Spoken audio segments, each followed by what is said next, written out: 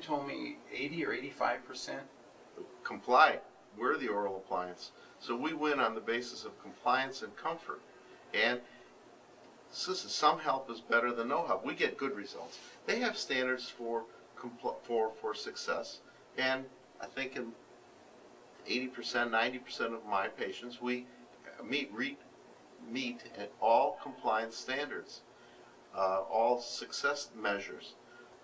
There's a few we don't. This is probably more robust because you can just turn up the dial till it works. All right. Now, and I don't mean to keep moving you along, but time is always an issue for us because we run out.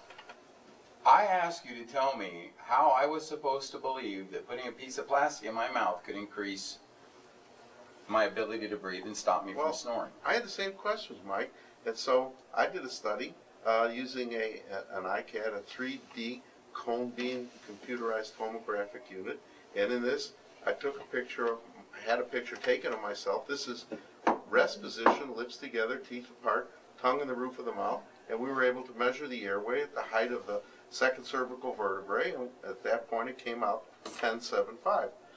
In this picture, we repeated exactly the same thing, lips together, appliance in place, and the dimension in the front to back, antero-posterior, went to 14.75. So this was accomplished, this was before and after, simply by putting your appliance. This is one dimension, front to back. It works in 3 dimensions. The appliances. All right, let's look at the next one because they call them mandibular advancement devices, but in advancing the mandible and opening it vertically, we get 3-dimensional changes. It's now referred to as an oral airway dilator. So now this is looking down from the top of my head. Yes, here's the 10.75. They just didn't put it in, but originally it was 31, and when we corrected with the appliance in place, it went to 39.75. So we went from 31 to 39.75. That's pretty huge as well. That's almost a 100% increase in breathing ability.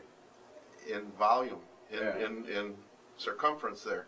But it gets even better. We have a couple more here. All right, let me grab those.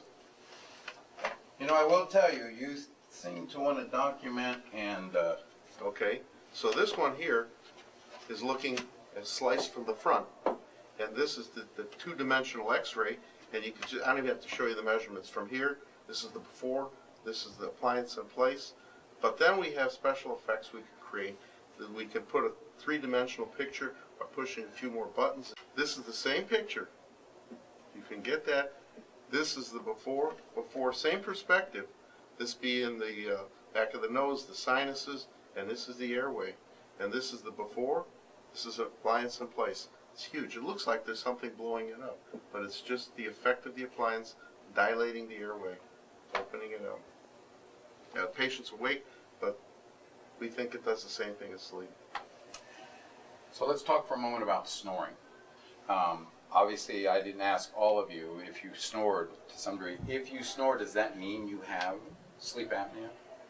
About 40% of all people actually snore, but only about 10%. About 5% have apnea. About 10% of the snorers have apnea. So, if you snore, should you get checked? I mean, how would I know? Snoring is a warning sign. I'm sitting at home. I've been going to my dentist, my regular dentist, for 20 years. He's never said anything to me. How would I know if my medical doctor? How would I know if I need to be checked or not? We ask. You have to ask, or you have to tell your dentist, I snore, and snoring is certainly an important sign.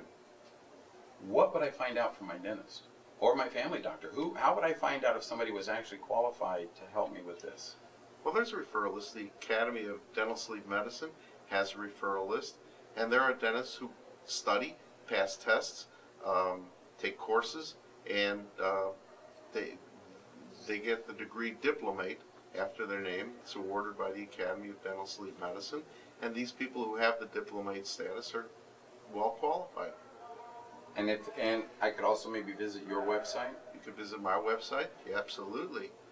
Do you have references there, stuff to help me understand? We have everything there. We have references at the Moses.com, snoring and sleepapnea.com. We have several websites, and we have references. We have a lot of information. Sleepapneasnoring.com. So when it comes to, and before, I want to talk to one more person because I know that it's not always a sign of coming from a CPAP as you guys did. You never had a CPAP. That's right. You never, did you have a sleep study? I had a sleep study done, and they diagnosed me with mild apnea. But then I was still having problems. They didn't give me a CPAP. My doctor at Northwestern referred me to Dr. Moses. But my main issue was terrible snoring, and I'll admit it. I snored really, really loud. And Dr. Moses certainly can attest to the strength of my snore. I think I surprised him when I took the ambulatory home and came back with just horrendous results. So now, maybe I'm wrong. Is mild sleep apnea nothing to worry about? No, there are health hazards with all apnea.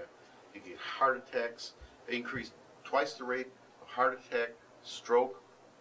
But they didn't give her anything. Well, I think you told me they gave you a restless leg drug. Yeah, Cinnamate for restless legs. So if she went to the doctor, but she snored, obviously, she says she snored. They said she's a mild apneic. They didn't give her a CPAP. What? She's not getting, the drug won't make you any better, will it? Would the drug make her better? The drug doesn't treat the apnea. The drug treats the restless leg. And again, I don't treat restless legs with an oral appliance. No. Did you got an appliance? Yes. And what did it do for you? Did you quit snoring? Yes. I mean, not one single snore. I took the ambulatory home with the appliance, slept through the night, no snoring. It was a miracle. Did you feel better at all? Did you feel more rested? Did you quit? Yeah, I wasn't falling asleep at the wheel or anything, but I just never, I always had full nights of sleep and never felt rested, and now I do. Is it a progressive? I mean, does it get worse with time if you don't treat it? Yes, it could. It's not a guarantee, but it usually does. As we get older, we tend to get more flaccid in the muscles of the airway. We tend to gain a little weight. Posture changes. The quality of sleep changes as you get older, and we do become more susceptible. All right. We're out of time. We have to go. But before we do, this group has had a wide range of issues. From no CPAP to not wearing CPAP to not sleeping to falling asleep at the wheel. Is there a certain set of signs? Is there 4 or 5 things that either I could look at in myself, or more importantly, you told me that normally sleep apnea sufferers find out from their bed partner or their mate. I also didn't realize how many people in this country sleep in separate bedrooms because of the issue. But is there 4 or 5 things that if I'm doing, my partner's doing, my aunt, my uncle, my relative, instead of just giving them an elbow if I happen to be sleeping somewhere near them, I should look out for? Yes, excessive daytime sleepiness, snoring, they wake up gasping or choking, increased blood pressure.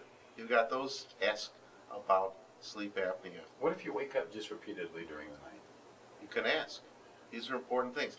But there's more than one sleep disorder. And at the school I'm at Rush, they deal wonderfully with insomnia. That's another problem for another day. And I hate to put you on the spot before I go because I got to go, but anybody with questions, concerns, can they call you? Will you talk to them? Call, we'll talk to them. Email, we'll write back. We'll answer whatever we can. Go to the websites. Thank you. You've been watching Medical News Network. I'm Mike Wittgenstein. For more information on this subject or any other, please visit our website at medicalnewsnetwork.net. Until next time, I wish you good health.